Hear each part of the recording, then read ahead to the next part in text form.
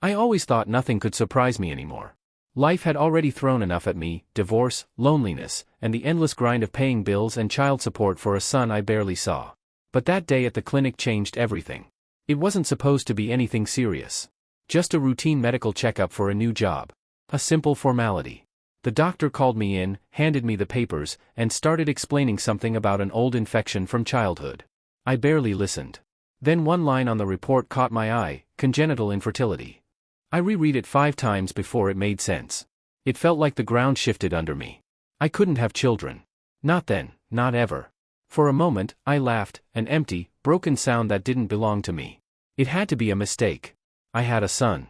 A boy I'd been raising since birth, who had my last name, my smile, my eyes, or at least I'd always thought so. I'd been paying child support for years, even after the divorce. I never doubted he was mine. The first wave was disbelief, then denial, then something colder, a quiet dread. My hands were shaking as I drove home. The report lay on the passenger seat, folded but heavy, like a confession letter I didn't want to read. That night, I couldn't sleep. I kept replaying memories: the day he was born, the first time he called me Dad, the birthdays I'd missed because of work, the quiet guilt of not being there enough. All of it suddenly felt fake, rewritten, like a life that wasn't really mine. By morning, I decided I needed to be sure. I told myself maybe the clinic was wrong, maybe there was some other explanation. But deep down, I already knew where this was heading. A few days later, I picked my son up from school. He ran toward me, backpack swinging, smiling like any other day. I looked at him differently, searching for myself in him, for anything that could anchor me back to who I used to be. But all I saw was confusion. The same brown eyes I'd always loved suddenly felt unfamiliar. We drove in silence to the lab. I told them I wanted a DNA test, father and son verification. The woman at the counter didn't ask questions. She'd probably seen hundreds of men like me. The results took a week. The longest week of my life. I tried to distract myself with work, with anything, but everything led back to that paper in my drawer. When the email finally arrived, I couldn't open it for 10 minutes. My hands wouldn't move. When I did, the words hit me harder than I expected: 0% probability of paternity. It wasn't mine. My son wasn't mine. The world went silent. It felt like someone had died, maybe not a person, but a version of me that believed in something pure. I stared at the screen until the letters blurred.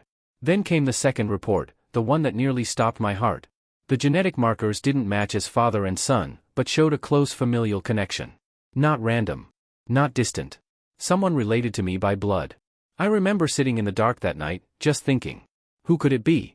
I had no brothers. I was the only son in the family. The only possible connection was my sister, but that was impossible. She was married, had her own life, and lived in another city. My mind ran in circles, searching for answers I didn't want to find. When morning came, I felt numb. Every memory of my marriage started twisting into something ugly. My ex-wife's sudden coldness before the divorce, her endless arguments, her insistence that I work overtime while she stayed home. The way she'd stopped touching me long before she left. I'd blamed myself. I thought she'd just fallen out of love. Now it all felt like clues I'd ignored. I spent the next day staring at the DNA papers, reading them again and again until I could recite the numbers by heart. The words, close relative, echoed in my head like a curse. I started making a list: every man she'd known, every friend of mine, every cousin, every neighbor. None of it made sense. None of them fit. There was only one person left who did, though I refused to even think it. My own father. The thought alone made me sick. It was too monstrous to be real. But something inside me whispered that I already knew the truth, that the family I grew up in wasn't as clean as I believed. I wanted to ignore it, to bury it, but the questions wouldn't stop. That night, I poured a drink and sat alone with 2 envelopes on the table, one from the clinic, one from the DNA lab. They looked innocent, but they held everything that had destroyed me. The life I'd built, the people I trusted, the blood I thought was mine, all gone. Somewhere in that moment, I realized it wasn't just about betrayal anymore. It was about identity. I didn't even know who I was without that boy, without the idea of being a father. And yet, beneath all that confusion, one thought burned steady: I needed to know the truth, no matter how much it cost me. Because lies like this don't stay buried forever. After the DNA results, my world didn't fall apart all at once. It crumbled slowly, piece by piece, every hour heavier than the last. The first few days, I moved on autopilot. I went to work, smiled at people, answered calls. But inside, everything was burning. At night, I scrolled through old photos, birthdays, vacations, family dinners. My son's face in every one of them. The way he leaned toward me, how proud I looked beside him. I felt sick watching it. That wasn't my child. Every moment was built on a lie, and I'd lived inside that lie for years. I started to wonder when it began. Was he conceived while we were married? Before? During one of those times when I was away for work? I tried to remember how old he was when things between us started going bad. 5? 6. The math blurred with the memories. The phrase, close relative, from the lab haunted me. I tried to reason with it. Maybe a cousin? Maybe a relative I didn't know existed? But the probability graph they gave me was clear, the markers were too close. This wasn't distant family. It was immediate. I started to notice details I had ignored for years. My ex-wife and my father had always gotten along too well. It used to make me happy, actually. I thought it meant the family was close-knit. She would laugh at his jokes, bring him food when she cooked something special, sit with him during family gatherings while I talked with my mother or sister. My father liked her, maybe too much. But back then, I saw it as warmth, not warning. Now, every memory replayed like a hidden message. The time I came home early and saw them talking in the kitchen, voices low. The time my father offered to help out when we were short on money, saying he wanted to make sure his grandson had a good life. I'd been grateful. I defended him to my wife when she complained about my long hours. The more I thought about it, the more the puzzle started to fit, perfectly, horribly. But I needed proof. I couldn't live on suspicions. So I made another appointment at the lab, this time with a plan. I would get another DNA test, between my father and my son. It wasn't easy. I couldn't exactly walk up to him and ask for it. We weren't close, not really. My father was a cold man, proud, distant. He worked all his life, always expected perfection, never offered affection. When I was growing up, he was more like a judge than a dad. But after the divorce, he'd softened, or so I thought. He used to visit, bring toys for the boy, even take him out sometimes. I thought he was trying to be a better grandfather than he'd been a father. I waited until one of those visits. They came back from the park, and my son ran to the bathroom to wash his hands. My father sat on the couch, scrolling through his phone. He left a half-empty water bottle on the table. I took it after he left. It felt disgusting, but I didn't care. I sent it in, paid extra for expedited processing, and waited. I didn't tell anyone. For a week, I lived like a ghost, barely eating, barely sleeping, just waiting for the email that would either destroy me or set me free. When it finally came, I couldn't open it right away. I sat on the edge of my bed for an hour, holding my phone, staring at the subject line, paternal relationship results. My thumb hovered over the screen like I was about to detonate something. And I was. When I finally tapped it open, I read one line that made my entire body go numb. Probability of paternity, 99.998%. Relationship, biological father. It was real. My father had gotten my wife pregnant. The boy I called my son was my brother. For a while, I couldn't move. I couldn't think. My chest hurt like something inside me was tearing. I remember going to the bathroom and throwing up until there was nothing left. After that, I just sat on the floor, shaking. Everything made sense now. The strange tension during family gatherings, my mother's quiet bitterness, my wife's guilt. The fights we had before the divorce suddenly had new meaning. She wasn't just angry at me, she was terrified I'd find out. It was the kind of truth that kills something permanent inside you. Not just trust, but belonging. The next morning, I printed both reports and put them in an envelope. I drove to my parents' house. My mother opened the door, smiling like nothing was wrong. My father was sitting in the living room, reading the newspaper. It was such an ordinary scene, and that made it worse. I handed the envelope to my father. He looked at it, confused, and opened it. I watched his face change, the frown, the pause, the eyes widening. Then he looked up at me. For a second, there was no guilt, no shame, just fear. My mother saw it too. She asked what was going on, but neither of us spoke. He just sat there, pale, the papers trembling in his hands. That silence said everything. My mother took the envelope, read the first few lines, and her face crumpled. She didn't scream. She didn't cry. She just stood there, breathing heavily, like the air had turned to poison. Then she walked upstairs without a word. That was the last time I ever saw my family together in one room.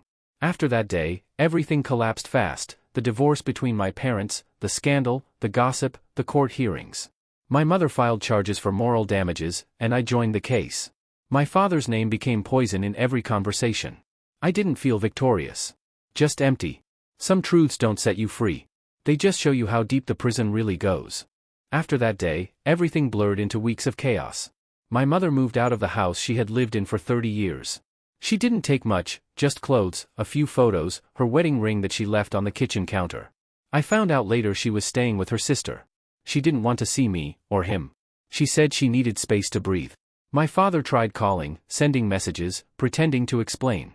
I didn't answer. What could he possibly say? There's no sentence that justifies something like that. He'd slept with my wife.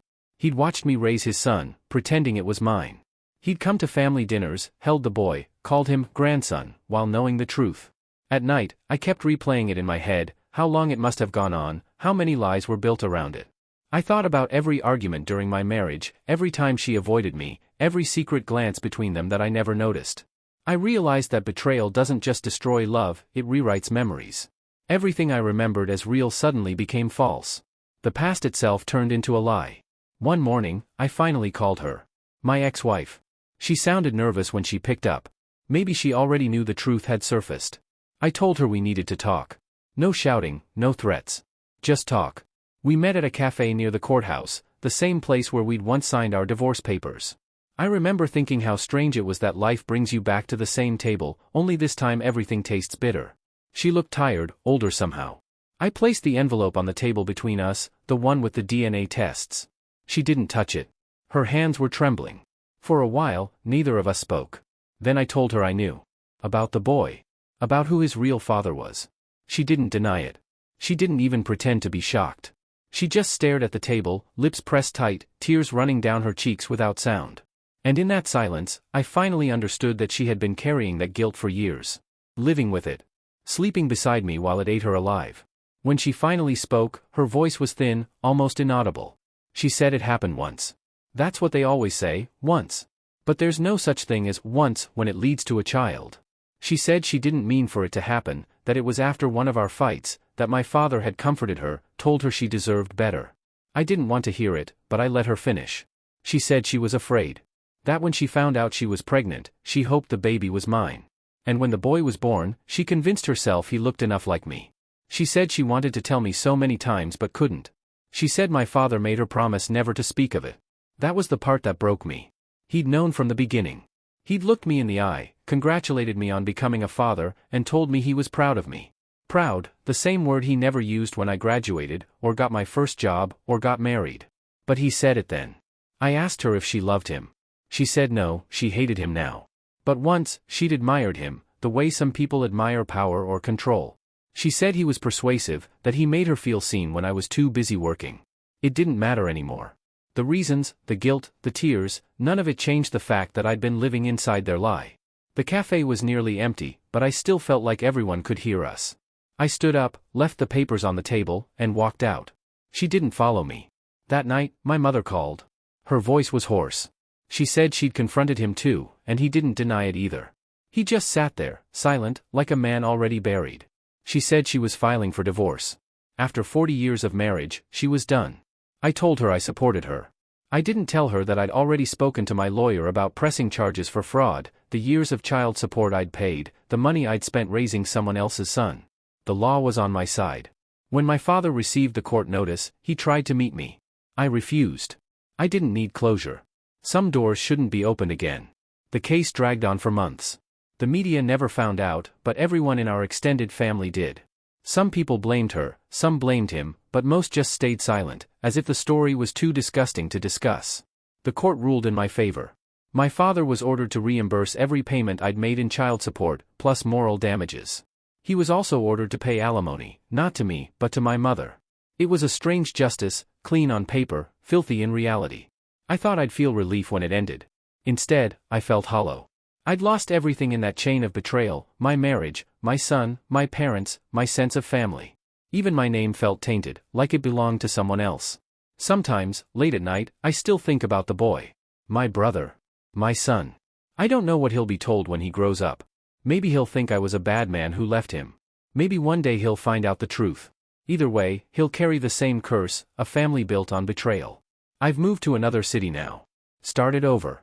But there's no starting over completely when part of you is still buried under the wreckage of what happened. Some nights, I dream of the moment I opened that first report. I wake up sweating, with that same feeling of disbelief. Then I remind myself, it wasn't a dream. It was my life. And there's no waking up from that. The court ruling came and went like a formality. A few pages stamped with official seals, a number next to my father's name, and a line that said, "Case closed." But nothing ever really closes when it's written in blood.